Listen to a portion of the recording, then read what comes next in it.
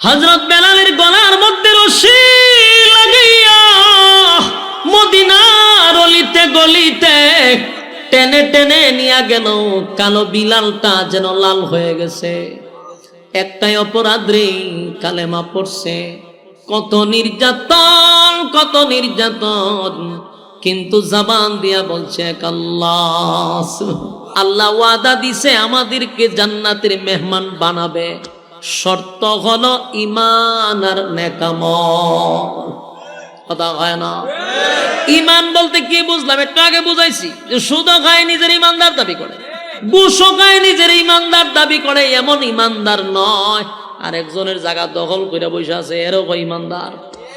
এমন ঈমানদার নয় রে, সাহাবীদের মতো ঈমান আনতে হবে। সাহাবায়ে কেরাম ঈমানের উপরে অটল থাকছে, ঈমানের পরীক্ষায় তারা উত্তীর্ণ হয়েছে, তাই তো জান্নাতি সার্টিফিকেট দুনিয়াতে পাইছে। সুবহানাল্লাহ, দুনিয়াতে জান্নাতের সার্টিফিকেট পাইছে। এমনকি দুনিয়ায় থাকা অবস্থায় তাদেরকে ফেরেশতারা সালাম দিত। অসংখ্য সাহাবীদেরকে আল্লাহ নিজেও সালাম দিছে। কেন জানেন? পরীক্ষায় ফার্স্ট ডিভিশনে পাস। বলুন আমরা ঈমান আনবো কার মতো? সাহাবায়ে কেরামদের মতো ঈমান আনবো। আল্লাহর হুকুম সাহাবীদের মতো পালন করব, নবীর তরিকা সাহাবীদের মতো পালন করব। আল্লাহরে কতটুকু সাহাবায়ে কেরাম মহব্বত করত, নবীর ভালোবাসা সাহাবীদের প্রতি কেমন ছিল, এরকম ভালোবাসা আমাদের দরকার আছে না? না। আমার যুবক ভাইরা, ঈমানের পরীক্ষা হবে গো। নবীদেরকেও আল্লাহ পরীক্ষা করছে রে, নবীদেরকেও আল্লাহ পরীক্ষা করছে। দাউদ নবীরে পরীক্ষা করছে, আইয়ুব নবীরে 18 বছর পরীক্ষা করছে। এরপরে জাকারিয়া নবীরে করাতের নিচে টুকরা করে আল্লাহ পরীক্ষা করছে। ইব্রাহিম খলিলুল্লাহরে বারবার পরীক্ষা করছে। নূহ পয়গম্বরে 950 বছর পরীক্ষা করছে। আমাদের নবীর উপর মুসিবত পরীক্ষা গেছিনি? কথা হয় না? তাহলে নবীদের উপরে যদি পরীক্ষা হয়, তোমারে আর আমারে পরীক্ষা ছাড়া ছেড়ে দিব? পরীক্ষা হবে গো, ঈমানের পরীক্ষা হবে। সাহাবীদের যুগেও পরীক্ষা হয়েছে। ঈমান আনার কারণে, ঈমান আনার কারণে তাদেরকেও গরম তৈলের মধ্যে ছেড়ে দিছে। গোশত আলাদা, হাড্ডি আলাদা হয়ে গেছে। এরপরও তারা ঈমান ছাড়ে নাই, ঈমান ছাড়ে নাই, পরীক্ষা দিছে, ঈমানের পরীক্ষা। ফেরাউনের যুগে ফেরাউনের বউ আসিয়া ঈমানের পরীক্ষা দিয়ে জান্নাতে গেল। ফেরাউনের মেয়ের দাসী, মেয়ের চাকর, উনিও কিন্তু জান্নাতে গেছে। সুবহানাল্লাহ। ফেরাউনের কাজের মহিলা যদি জান্নাতে যেতে পারে পরীক্ষা দিয়া, আসিয়া যদি যেতে পারে পরীক্ষা দিয়া, নবী রাসূলগণকে আল্লাহ দিল পরীক্ষা। সাহাবায়ে কেরাম ঈমান আনার কারণে পাইল পরীক্ষা। তুমি আর আমি যদি নিজের ঈমানদার দাবি করি, বলো না আমাদের উপরে পরীক্ষা আছে না? না, পরীক্ষা আছে রে। পরীক্ষা ছাড়া আল্লাহ জান্নাত দিবে না, পরীক্ষা ছাড়া আল্লাহ জান্নাত দিবে না। কত সাহাবীরা ঈমানের পরীক্ষা দিতে গিয়া দুনিয়ায় জান্নাতের সার্টিফিকেট পাইছে। আমার যুবক ভাইয়েরা, আল্লাহর নবীর যুগের সাহাবীরা ঈমান আনার কারণে তারা কিন্তু নির্যাতনের শিকার হইছে। এমনকি নির্যাতনের স্টিম রোলার তাদের উপরে চাপায়া দিছে। এমনকি নির্যাতনের কারণে আমার মালিক অসংখ্য আয়াত নাজিল করে তাদেরকে সান্ত্বনাও দিছে। এত নির্যাতন সহ্য করছে শুধু ঈমান রক্ষার্থে। হযরত বেলালে হাবশী ঈমান আনছে, অপরাধ একটাই, জিহ্বা পর্যন্ত পেরাক মারা হইছে। নাউজুবিল্লাহ। জিহ্বাটারে টান দিয়া পেরাক মারছে, পেরাক জানে আল্লাহ আল্লাহ না বলতে পারে। হযরত খাব্বাব রাদিয়াল্লাহু তাআলা আনহু, কালো একজন সাহাবী, বেলালও ছিল কালো সাহাবী। এই কয়েকটা কালো আছে আল্লাহর কাছে তাদের বড় দাম। লোকমানে হাকিম একজন কালো, খাব্বাব রাদিয়াল্লাহু তাআলা আনহু উনিও কালো, বেলাল উনিও ছিলেন কালো, কিন্তু এদের দাম আল্লাহর কাছে অনেক বেশি। খাব্বাব রাদিয়াল্লাহু তাআলা আনহু কালেমা পড়ার কারণে ওনার পিছন দিক দিয়া কোনো গোশত ছিল না। গরম গরম গরম কয়লার মধ্যে ওনারে শোয়া রাখত, শরীরের গোশত খসে খসে জমিনে পড়ে যেত। শুধু একবার কালেমা চারার জন্য এত নির্মম নির্যাতন। এরপরও বলছে এক আল্লাহ সুবহানাল্লাহ। হযরত বেলালের গলার মধ্যে রশি লাগাইয়া মদিনার অলিতে গলিতে টেনে টেনে নিয়ে গেল।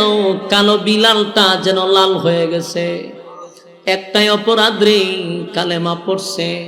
কত নির্যাতন, কত নির্যাতন, কিন্তু জবান দিয়া বলছে এক আল্লাহ। ফেরাউনের বউ পর্যন্ত এই পরীক্ষায় উত্তীর্ণ হইল। ফেরাউন না ছিল, নাম ছিল পেরাক ফেরাউন। কি ফেরাউন? আসিয়া যখন কালেমা চারে না, মুসার আল্লাহর উপরে ঈমান আনছে। ফেরাউন না কয় আমি তুই খোদা, আমার উপরে আবার কেউ খোদা আছে নাকি? আসিয়া রে তুমি কি আমারে খোদা মানো না? আসিয়া কয় কোন অ্যাঙ্গেলে তুই খোদা না, তুই হইলি একটা দুশমন এবং জালেম ফেরাউন। ফেরাউনের মেজাজ গেছে গরমে। ফেরাউন আসিয়ার উপরে নির্যাতন শুরু করলো। অপরাধ একটাই, এক আল্লাহর উপরে ঈমান আনছে। আল্লাহ কয় যখন আসিয়ার ঈমানের জজবা বেড়ে গেছে, আমি আল্লাহ আসিয়ারও ছেড়ে দেই নাই, ঈমানের পরীক্ষা নিয়েই জান্নাত দিছি। ফেরাউন আসিয়ারে যখন মারার জন্য ধরল, ফেরাউন না হামাইন্নারে কয় দোস্ত কি করব? হামানে কয় তোর বউরে আগে উলঙ্গ করে দে। নাউজুবিল্লাহ। আসিয়া ছিল লজ্জা, প্রচন্ড লজ্জা পাইতো উনি। এত শর্মিন্দা মহিলা ছিল। 4 জন মহিলার মধ্যে আসিয়া একজন। গোটা পৃথিবীতে 4 জন মহিলারে আল্লাহ সালাম দিছের মধ্যে আসিয়া। আর 4 জন মহিলা জান্নাতের শ্রেষ্ঠ মহিলার মধ্যে আসিয়া একজন, ফেরাউনের বউ। আল্লাহর নবী জান্নাতে যাদের সঙ্গে বিবাহ হবে এর মধ্যে একজন হলো আসিয়া। সুবহানাল্লাহ। সেই আসিয়ারে উলঙ্গ করার জন্য হামানে বুদ্ধি দিছে। ফেরাউনে আসিয়ারে উলঙ্গ করার জন্য নিয়ে গেছে। আসিয়া আসমানের দিকে তাকায় আল্লাহ, এতগুলা মানুষের সামনে ফেরাউন আমার ইজ্জত নষ্ট করবে আমার স্বামী হইয়া। এতগুলা মানুষের সামনে আমার উলঙ্গ করবে, আল্লাহ আমার ইজ্জতের হেফাজত আপনি করেন। আল্লাহ বলে জিবরাইল আমার আসিয়া আমার কাছে ইজ্জতের ভিক্ষা চায় রে, জান্নাতের পোশাক আমার আসিয়ার শরীরে লাগায়া দেয়। ফেরাউন এত নির্যাতন শুরু করলো।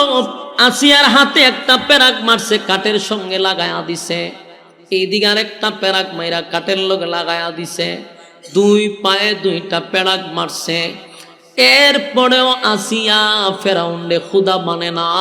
ফেরাউন বারবার বলে বিবি রে এখনো সময় আছে, আমারে খুদা মান ছেড়ে দিব। এবার আসিয়া মুখ টুট লড়াইয়া কি যেন বলে। ফেরাউন আসিয়ার কানের টুটের কাছে গিয়া কান লাগাইছে। লাগায়া দেখে আসিয়া আল্লাহ আল্লাহ বলে ডাকতেছে। ফেরাউনের মেজাজ গেছে গরম হইয়া কয় হামাইন্না রে আমার বউরে উলঙ্গ করলেও কালেমা ছাড়ে না। হামাইন্না বুদ্ধি দিছে, চামড়া গুলি টেনে টেনে ছিঁড়ে ফেলো, তাহলেই যন্ত্রণা সহ্য না করতে পেরে কালেমা পড়বে। চিন্তা করেন, ফেরাউন আসিয়ার শরীরের চামড়া গুলি টেনে টেনে ছিঁড়তেছে। একটা জীবন্ত মানুষের চামড়া তুললে কেমন লাগবে? কিন্তু আসিয়া আসমানের দিকে তাকায় বলে মালিক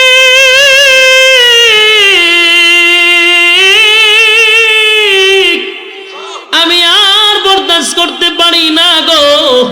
আল্লাহ এই জালেমের কাছ থেকে আমারে বিদায় দাও, আমারে বিদায় দাও, বিদায় দাও। আল্লাহ তোমার পাশে আমার একটা ঘর বানায় দাও। আল্লাহর কাছে দরখাস্ত করার সাথে সাথে আসিয়া মুস্কি মুস্কি হাসতেছিল।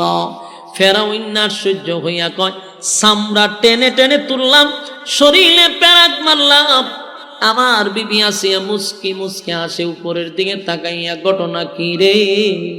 এই মুহূর্তে ফেরাউন বড় একটা পাথর লইয়া কয়, আসিয়া রে, এই মুহূর্তে পাথরটা তোর মাথায় আমি মেরে দিব।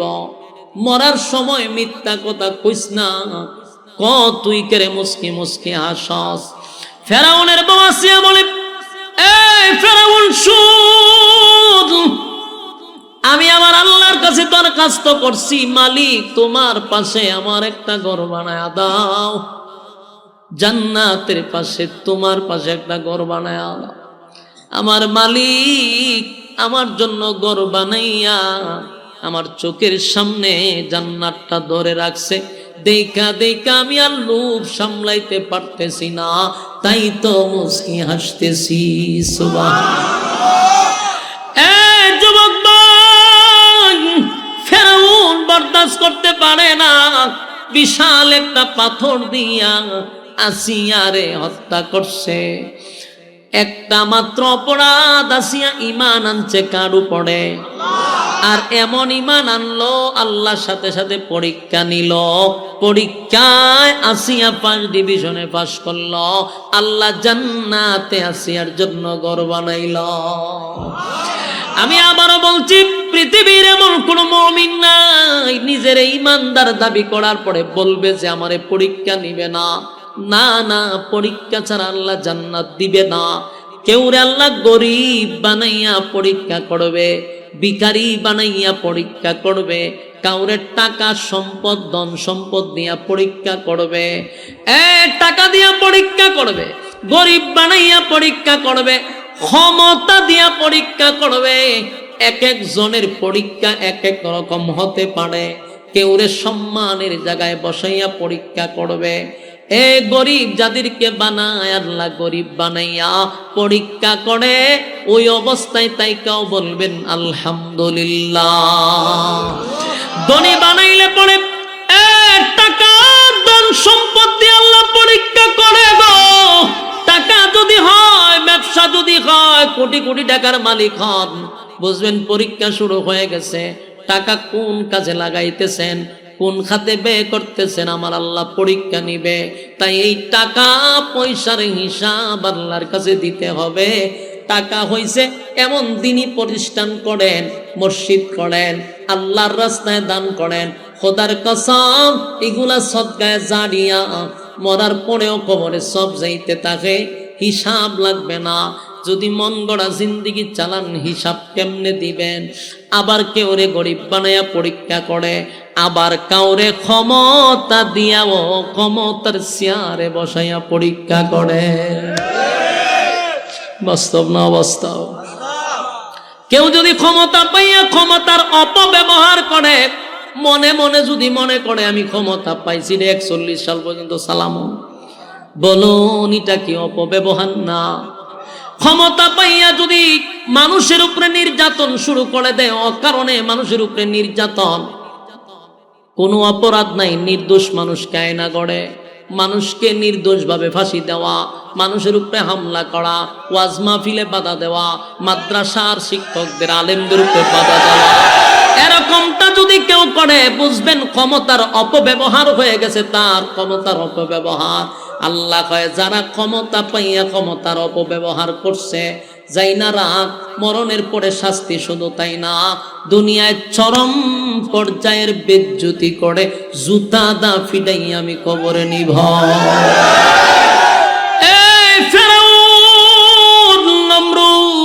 আল্লাহ তাদেরকেও ক্ষমতা দিছে রে, ক্ষমতা দিছে, ক্ষমতা দিছে। নমরুদ রে গোটা পৃথিবীর রাজত্ব দিছিল। নমরুদ রাজত্ব পাইয়া নিজের খোদা দাবি করছে। আল্লাহ কয় দুনিয়াতে আগে জুতা দা ফিডাইছি, তারপরে তারে খবরে নিছি। ফেরাউন নিজের খোদা দাবি করছে, আমার আল্লাহ কয় নীল নদে ফালাইয়া আগে সুবাইছি, তারপরে কবরে নিছি। বুশরে আমেরিকার প্রেসিডেন্টের দায়িত্ব দিল, উল্টা পাল্টা করার কারণে সাংবাদিকের জুতা দাগে ফিটাইছে। ওয়াং সাং সুচি মানুষের উপরে নির্যাতন শুরু করছে, তাই সেনাবাহিনীর জুতা দিয়ে ফিটাইছে। এখন বাকি রইছিল বাংলাদেশের, তাইন্ডো সাইজ করা হইছে। শুধু আকাশে উড়ার কারণে হয় নাই, জমিন দিয়া গেলে ঠিকই হয়ে যাইত। এরপরে বাকি রয়েছে দাদারও আল্লাহ সাইজ করবে। কথা হয় না? যারা দুনিয়ার জমিনে জুলুম করছে, কেউ রে আল্লাহ ছেড়ে দেয় নাই, কেউ রে ছেড়ে দেয় নাই। আল্লাহ কয় আমি ছাড় দেই, কিন্তু ছাইরা দেই না। আল্লাহ বলে বান্দা শুন, আমার দেওয়া হায়াত পাইয়া, আমার দেওয়া হায়াত পাইয়া আমারে দিলি না, মন গড়া জীবন যাপন করলি, ক্ষমতা দিছিলাম ক্ষমতার অপব্যবহার করলি, সম্মান দিলাম তাও তুই নিলি না। আমি আল্লাহ পরীক্ষা ছাড়া জান্নাতুল ফিরদাউস আমি তোরে দিব না। এই জন্য সর্বপ্রথম আল্লাহ বলেন ইল্লাল্লাযীনা আমানু, এক নাম্বার হলো ঈমান, দুই নাম্বার হলো ওয়ামিলুস সালিহাত, নেক আমল। দুই নাম্বার কি? দুই নাম্বার হলো নেক আমল। এই যে আপনারা গভীর রাত পর্যন্ত আরামের ঘুম হারাম করিয়া নরমাল বিছানাতে বসে আছেন, আমি আপনাদের সামনে যতগুলা কোরআনের আয়াত এই পর্যন্ত বলছি, প্রতিটা অক্ষরে অক্ষরে 10টা করে নেকি আপনার আমলনামায় গেছে। বলুন এই নেকির দরকার আছে না নাই? হাসরের ময়দানে কেউ একটা নেকি দিয়ে সাহায্য করবে না গো। একটা নেকি মা সন্তানরে দিবে না, বাবা সন্তানরে দিবে না। আমার কথা নয়, আল্লাহ কোরআনে বলেন ইয়াউমা ইয়াফিরুল মারউ মিন আখিহি ওয়া উম্মিহি ওয়া আবি ওয়া সাহিবাতিহি ওয়া বানি। কিয়ামতের কঠিন ময়দানে মা তার সন্তানের পরিচয় দিবে না, বাবা সন্তানের পরিচয় দিবে না, স্ত্রী স্বামীর পরিচয় দিবে না, স্বামী তার স্ত্রীর পরিচয় দিবে না, কেউ কারো পরিচয় দেয় না। কেন জানেন? যদি একটা নেকি ছেলে আমার কাছে চায় রে, কোথার থেকে দেব? স্বামী যদি একটা নেকি আমার কাছে যায়, কোথার থেকে দিব? এই জন্য ছেলেকে মা চিনার পরেও একটা নেকি দেয় না। অথচ পৃথিবীতে কোনো মা তার সন্তানরে একটা মশার কামড়ও দিতে চায় না। এত মায়া, এত মহব্বত, বালিশের পাশে বৈশা থাকে, একটা মশার কামড় খাইতে দেয় না। সেদিন ছেলে মার কাছে বলবে, মাগো একটা নেকির জন্য আল্লাহ আমারে চিরস্থায়ী জাহান্নামে দিবে। ও মা একটা নেকি দাও না, আমি আল্লাহর তরি জান্নাতে চলে যাই। মা সন্তানকে ভালো করে চিনবে, এটা আমার সন্তান। কিন্তু সেদিন একটা নেকি দিয়ে আপনারে সাহায্য করবে না। কেন জানেন? আমি যদি একটা নেকি দেখো, আমি একটা নেকির জন্য কার কাছে যাব রে? এই জন্য সেদিন সন্তানকে একটা নেকি দিবে না। এই জন্য আল্লাহ বলেন হাসরের মাঠে কেউ কারো হবে না, কেউ কারো হবে না। আমাদেরকে অনেক সময় অনেক বক্তারা ওয়াজ শোনায়, আপনাদেরকেও শোনায়, হাসরের মাঠে অনেক পীর নাকি তার মরিদান্ডে নিয়ে জান্নাতে যাবে। এমন ওয়াজ শুনাইয়া শুনাইয়া আপনাদের ঘরের ছাগল আর গরু কিন্তু নিয়ে যায়, ঘরের মুরুগটাও নিয়ে যায়। আল্লাহর কসম, এই আয়াত হলো সাক্ষী। ইয়াউমা ইয়াফিরুল মারউ মিন আখিহি ওয়া উম্মিহি ওয়া আবি ওয়া সাহিবাতিহি ওয়া বানি। হাসরের মাঠে মা তার সন্তানের পরিচয় দিবে না, বাবা সন্তানের পরিচয় দিবে না। আমার প্রশ্ন হলো, মাতৃকা কি মাসির আদর বেশি? কথা হয় না? মা সন্তানের পরিচয় দেয় না, ফিরে বুঝি গিয়া খুব এটা আমার মরিদ। ফিরে তো আগে ইচ্ছা মতে হতেন বাদাম দিব, কয়টা গরু খাইছ তার কয়টা ছাগল খাইছ ক। মুরিদান নিবি পড়ে আগে আগে ক কয়টা ছাগল খাইছ। এই জন্য এগুলা বাউতা বাজি। বলুন কি বাজি?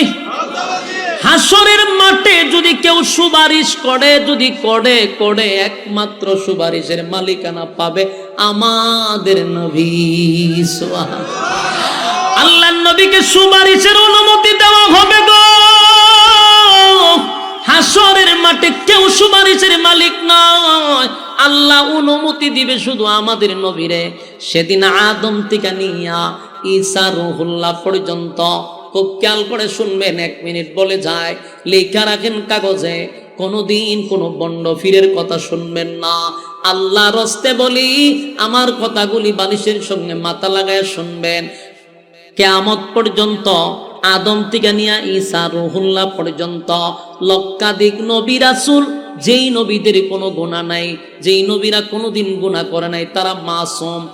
আদম নবী পর্যন্ত হাসরের মাঠে আল্লাহর সামনে দাঁড়িয়ে কথা বলার সাহস পাবে না। সেদিন আদম বলবে, ইয়া রাব্বি নাফসি নাফসি নাফসি নাফসি। আল্লাহ, আমি আদমের কি উপায় হবে, আমি আদমের কি উপায় হবে? নূহ পয়গম্বর 950 বছর আল্লাহর দাওয়াত দিল। সেই নূহ পয়গম্বর বলবে, ইয়া রাব্বি নাফসি নাফসি। আমি নূহ পয়গম্বর কি হবে? ইব্রাহিম খলিলুল্লাহ, ইব্রাহিম খলিলুল্লাহ আল্লাহর বন্ধু, সেদিন বলবে, ইয়া রাব্বি নাফসি নাফসি নাফসি। আমার কি উপায় হবে? হাসরের মাঠে অবস্থা এমন ভয়াবহ হবে, আল্লাহর সামনে দাঁড়ায় কথা বলার সাহস কোনো নবীর নাই। পীর ফকির দূরের কথা, যেই নবীদের গুনাহ নাই, তারা আল্লাহর সামনে দাঁড়ায় কথা বলতে সাহস পায় না। আর আমাদের দেশের ল্যাংটায় আর জড়ায় বুঝি যাইব বাসাইতো কথা হয় না। এই কথাগুলি বইলা বইলা সরল সোজা মানুষের ঘরের গরুটা লইয়া জায়গা মরুষ, ছাগল লইয়া যায় অরুষ। এগুলার বিরোধিতা আমরা করি বেশি, জন্য আমাদের সমালোচনা বেশি। আমার প্রশ্ন হলো, যেখানে নবী রাসূল আল্লাহর সামনে দাঁড়ায় কথা বলার সাহস পায় না, এখানে পীরের কি ক্ষমতা আছে? কথা হয় না। আর আমি মনে করি, বাংলাদেশে যারা পীর ভক্ত, পীরের বিরুদ্ধে আমরা নয়, হক্কানি পীরদের পক্ষে আমরাও পীরের কাছে যাই। তবে এই পীর আর সেই পীর সমান না। আমরা পীরকে মনে করি উস্তাদ, পীরের কাজ হইল শিক্ষা দেওয়া। বলুন, পীরের কাজ কি? পীর শব্দটা ফার্সি, এর বাংলা অর্থ যদি আপনি করেন তাহলে এটা শায়েখ অথবা উস্তাদ। উস্তাদের কাজ হইল শিক্ষা দেওয়া, উস্তাদের কাজ নয় গরু ছাগল নেওয়া। কথা হয় না।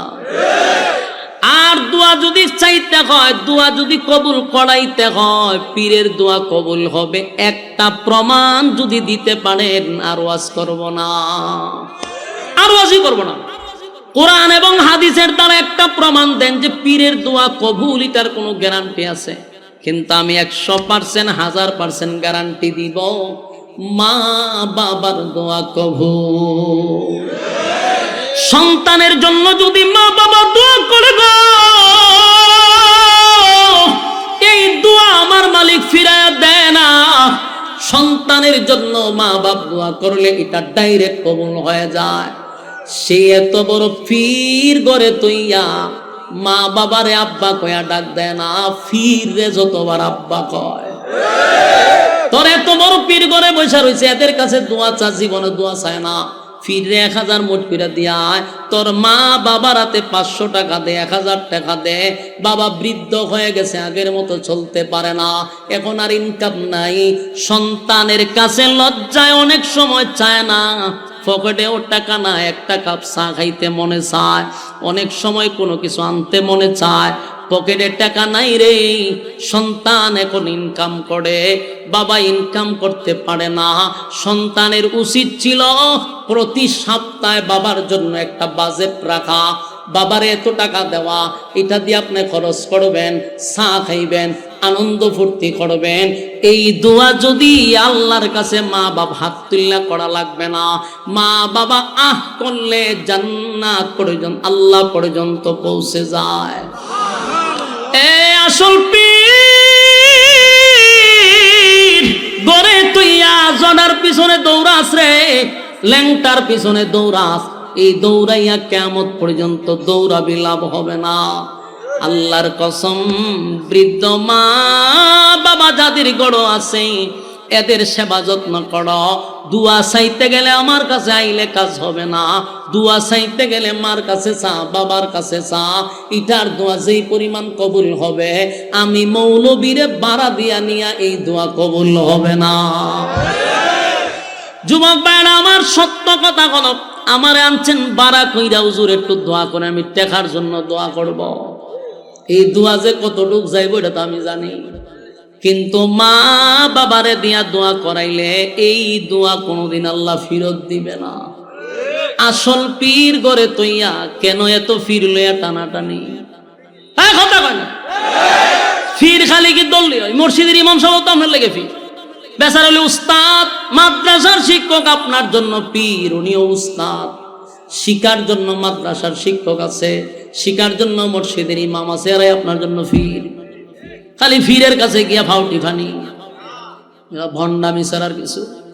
হ্যাঁ, কথা কই না। বলেন আমাদের পীর, সবচেয়ে বড় পীর হলো মা আর বাবা। রাজি আছেন ইনশাআল্লাহ? আর যদি শিখতে হয়, মাদ্রাসা আছে, মসজিদের ইমাম সব আছে, খতিব সাহেবের কাছে গিয়ে শিখবো, কোন ফিরের কাছে গিয়ে শিখার দরকার নাই। আল্লাহ বুঝার তৌফিক দান করুক। আমরা সবাই যেন এই কথাগুলির উপরে বলনেওয়ালা, শুনলেওয়ালা উভয়কে আল্লাহ সহিভাবে আমল করার তৌফিক দান করে। সকলে বলে আমিন। আল্লাহুম্মা সাল্লি আলা মুহাম্মাদিন ওয়া আলা আলি মুহাম্মাদ কামা সাল্লাইতা আলা ইব্রাহিম ইন্নাকা হামিদুম মাজিদ। আল্লাহুম্মা আমিন। রব্বানা যালামনা আনফুসানা ওয়া ইন লাম তাগফির লানা ওয়া তারহামনা লানাকুনান্না মিনাল খাসিরিন। রব্বুল আলামিন, আল্লাহ গভীর রাত হয়ে গেছে, আপনার কুদরতি নজর দিয়ে একটু তাকায়া দেখেন, সাদা সাদা দাড়িওয়ালা মুরব্বীরা হাত বাড়াইছে, ছোট ছোট মাসুম বাচ্চারা হাত বাড়াইছে, আল্লাহ তরুণ নৌজওয়ান ভাইয়েরা হাত বাড়াইছে, মাদ্রাসার তালবে ইলমরা হাত বাড়াইছে, পর্দার আড়ালে আমার মা বোনেরা হাত বাড়াইছে, জাতির শ্রেষ্ঠ সন্তান হযরত উলামায়ে কেরামরা হাত বাড়াইছে। আমি গুনাহগার, নাগাদা, নাফরমান, নালায়েক, অযোগ্য, মুসাফির হালতে দুইটা হাত বাড়াইছি। আল্লাহ জীবনের সগীরা কবিরা, ইচ্ছা অনিচ্ছা, দেখাইয়া না দেখাইয়া, অঙ্গ পতঙ্গর দ্বারাই যত গুনাহ করলাম, মেহেরবানি করে গো জিন্দেগির গুনাহ মাফ করে দেন। আল্লাহ আমাদের পক্ষ থেকে লাখ কোটি দরুদ আর সালাম সোনার মদিনাতুল মুনাওয়ারা পৌঁছায়া দেন। আল্লাহ আমাদের পক্ষ থেকে নবীর রওজায় সালাম পৌঁছায়া দেন। আল্লাহ আমরা যারা হাত বাড়াইছি, আমাদের মধ্যে অনেকের মা নাই, বাবা নাই, দাদা নাই, দাদি নাই, নানা নাই, নানি নাই, শ্বশুর নাই, শাশুড়ি নাই, আত্মীয় স্বজন, ভাই বেরাদর, পাড়াপড়শি, হকদার, দাবিদার, মায়ার মানুষ, মহব্বতের মানুষ অন্ধকার কবরে চলে গেছে। জানি না গো আল্লাহ কোন অবস্থায় কোন হালতে আছে, মেহেরবানি করিয়া আমাদের আব্বা আম্মার কবরে আযাব দিয়েন না।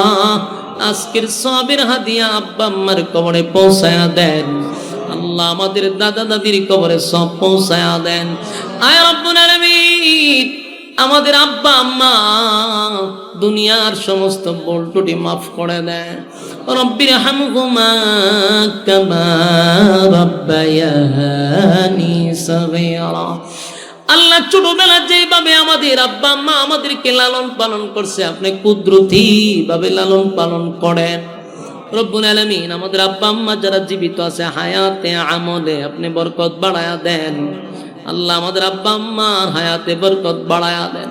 রব্বুল আলামিন গভীর রাত পর্যন্ত আপনার মহব্বতের বান্দারা আরামের ঘুমটা হারাম করে এখানে বসে আছে।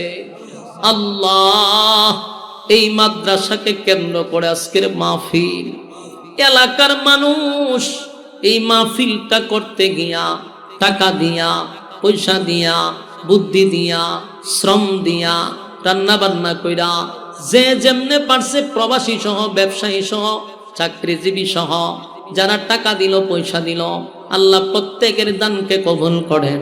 এই দামের উসিলায় জিন্দা মুর্দা মাফ করে দেন। তার ব্যবসা বাণিজ্যে বরকত দেন, খামাই রোজগারে বরকত দেন। আল্লাহ মাদ্রাসার যত জরুরত আছে গাইবি খাজানার থেকে পুরা করে দেন। এলাকার প্রত্যেকটা মানুষকে মাদ্রাসামুখী করে দেন। মাদ্রাসার সভাপতি, মাদ্রাসার সেক্রেটারি সহ, ক্যাশিয়ার সহ, মাদ্রাসার কমিটি সহ সবাই আপনি দিনের জন্য কবুল করেন। আল্লাহ এই মাদ্রাসাটা এলাকাবাসীর জন্য নাজাতের উসিলা করে দেন।